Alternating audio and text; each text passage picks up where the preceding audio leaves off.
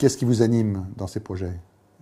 Je pense que la notion de liberté dont vous parliez est assez essentielle pour moi. C'est-à-dire, enfin, même en étant très jeune et en n'ayant pas forcément vécu beaucoup les contraintes de l'entreprise, mais j'ai beaucoup entendu mes camarades de promotion qui voilà, sont dans des grandes structures hyper hiérarchiques avec des chemins et où au final ils font qu'une brique dans un énorme château et sans vraiment comprendre le sens en fait. Donc cette notion de liberté et de sens, enfin, il y a un moment où moi je me suis dit je peux pas faire ça, enfin, il faut que je construive, voilà, c'est pas moi. Enfin, de se dire qu'il y a certains modèles aujourd'hui qui sont prédominants et qui sont pas forcément les bons, qu'il faudrait réadapter, réajuster et de faire partie du mouvement et d'impulser ces nouvelles dynamiques, je pense que c'est pour moi essentiel. Et c'est ce que je disais tout à l'heure, c'est qu'il y a un moment où on se dit je me vois pas ailleurs, donc faisons-le, allons-y, et puis ça sera que du positif dans tous les cas, quoi. Mais bon, j'espère que je gagnerai beaucoup plus que de l'argent. Donc.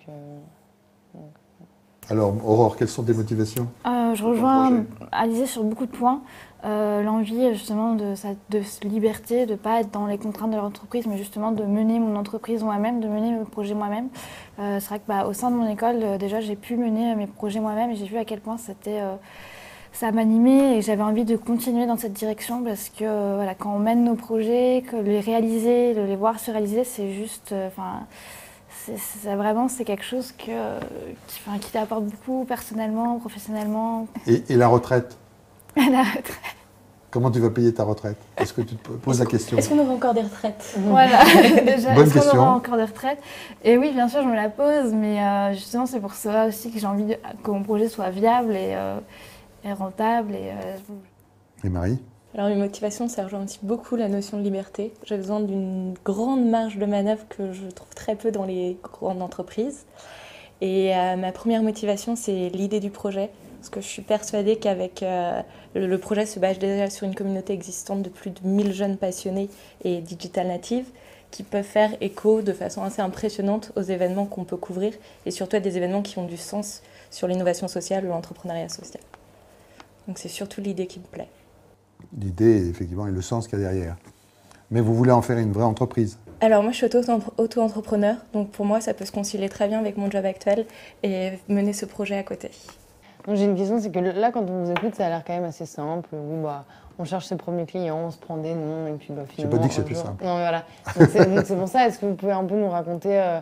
il y a bien un moment où vous avez voulu tout plaquer, même j'imagine 10 fois. Et pourquoi c'est vous qui avez été le meilleur et pas les autres? Il y a un moment, de toute façon, où vous vous lancez, même si vous n'avez pas tous les éléments avec vous.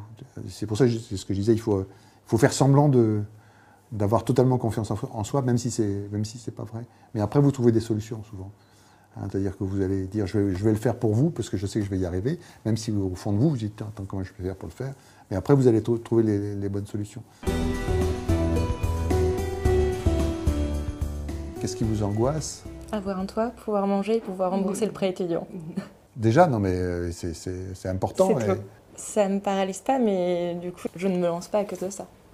Parce qu'avec la crise, on a vraiment cette impression qu'il y a de moins en moins de personnes qui veulent financer ces nouveaux projets, que les banques ne veulent plus financer. C'est certainement vrai, mais je dis, ça vous oblige à être encore plus créatif.